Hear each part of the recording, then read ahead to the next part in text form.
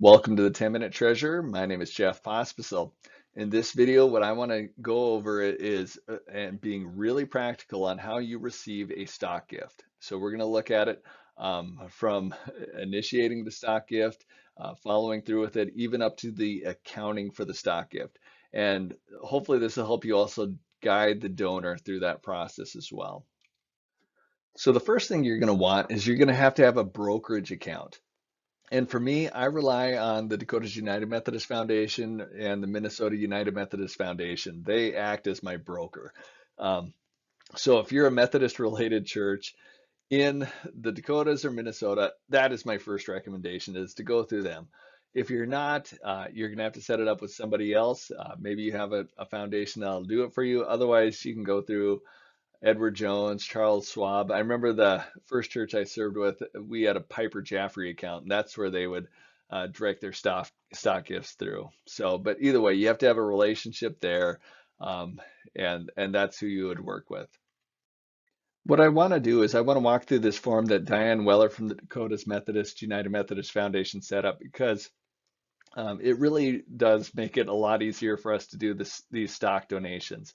So this is a form that the donor would complete, and also they would take it to whoever's handling their stock, so their own brokerage firm. So like for example, I work through Edward Jones, so I'd want to sit down with Nathan Dvorak as my financial advisor and work through this with him, and then make sure I also get a copy back to the church, or if you're working through the foundation, back to Diane Weller. So one of the things you're going to want to do is make sure you know the number of shares you want to donate, the QSIP number. So that's like um, the stock symbol. So like Ford, for example, is the stock symbol F. So the QSIP number is a specific number that identifies the type of stock. When you are working just with a brokerage firm, they don't always pass the name of who's donating it. So it'll just show up in your own brokerage account and you might not know the donor. So that's why we added this in there so that we capture the donor and the contact information. And that way we have this also go to us or to the church. The next one, and again, for the foundation, we're working with a lot of different churches, so we do want to know who's receiving that.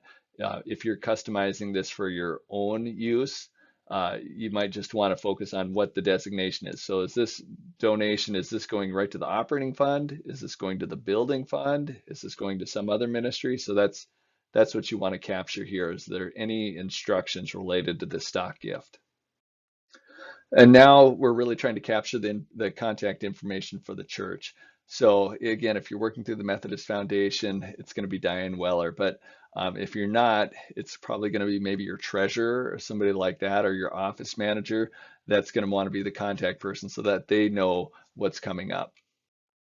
And here again, you're going to do the what is the name of the stock, the number of shares, the symbol ticker or QSIP. So we do the QSIP but just because it's more accurate normally, is that's why that's on the other one. Um, Now, where is this money coming from? So this is the donor's brokerage firm. So if they're with Edward Jones, what's their contact name? So this is your financial advisor's name, phone number, email address. And then here's the relevant information that they really need to know is what the instructions for how to get it to your brokerage account. So again, this is the uh, Methodist Foundations, but yours would have a different DTC number and all this other kind of stuff. So it's a pretty simple form, and really it's one again that you would work with to complete with your financial advisor at your own brokerage, and then send a copy of this to your church just so that they're in the know. So that whole form gets the whole stock donation process rolling. And eventually what you're going to do is you're going to get a notice and it's going to have some dates and some amounts on there. So what do you need to put in your donor records? The notice will probably have a trade date and a settle date. So the trade date is the date that the trade is submitted, and then the settle date is actually when it's all said and done. So for our records, we're going to use the trade date. So it's almost like the postmark rule.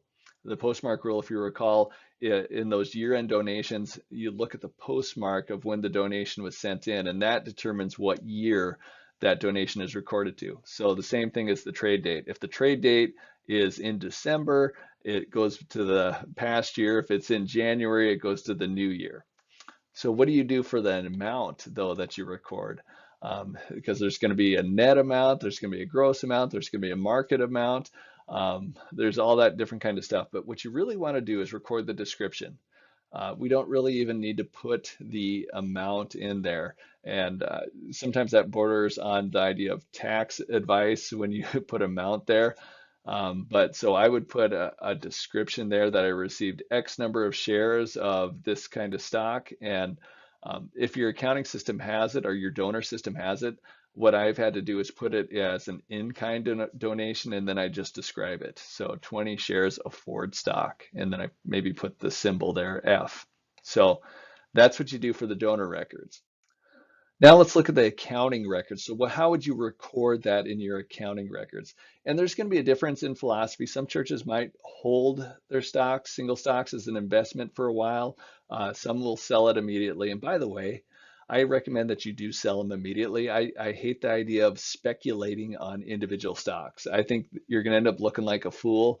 You're going to hold it thinking that it'll go up, and then it goes down. That's just the way it ends up being. So anyway, that's why I say sell immediately, but I will talk about both. So for both of them, the date you recorded in your accounting records is the trade date. So that is GAAP, generally accepted accounting practices. And so recorded as a trade date, and then that also agrees with your donor records. Now, the difference between if you hold it or sell it is the amount. So if you're planning on holding it as an investment, you record the amount as the average of the high and the low for the trade date. So that is the amount you should use. And then when you sell it subsequently, you're going to have to record a gain or a loss. That'll be the difference between the cash you receive and this amount you're recording as stock investment. So then the amount, if you're selling it, and this is kind of a deviation from GAAP, but it's going to be close enough and good enough for most of our churches, is I would just record the donation as the check amount. So the check amount that you receive, I would just record that as your income amount from this donation. So yeah, that's what I would do. All right. I hope that has helped you. And by the way, I am going to put some links to the Dakota's United Methodist Foundation and Minnesota United Methodist Foundation, as well as those stock donation forms, because they're really, really helpful. All right. Tell you next time. God bless you.